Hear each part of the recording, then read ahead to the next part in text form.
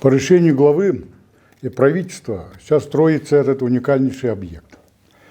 И этот объект, когда он заполнится содержанием, а содержание это и театр, и музыка, и аланхо-эпос, и значит, по всем улусам будут разворачиваться система домов аланхо, и все улусы, наши районные, сельские дома культуры, у которых купольные дома культуры, и не только купольные, для них это станет центром притяжения. И не только для улусов, а еще и для всей России, для Северной Евразии, и не говоря уже о арктических странах, поскольку эпос является главным в культуре народа, любого народа.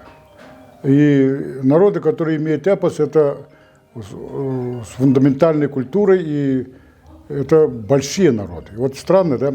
Казалось бы, относительно многомиллиардных, сотнемиллионных народ Саха всего 500 000, так, я называю это как бы одна станция, железнодорожная станция, городишко железной станции, количество так живет, но имеет эпос мировой шедевр.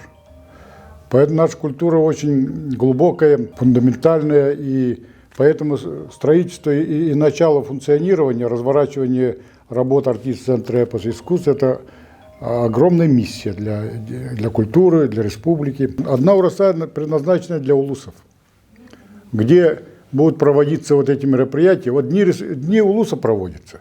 Они проводят обычно на сценах театров и так далее. А здесь будет и осохой, и массовые мероприятия, все что угодно. И в этом плане для жителей наших улусов это очень-очень важное событие.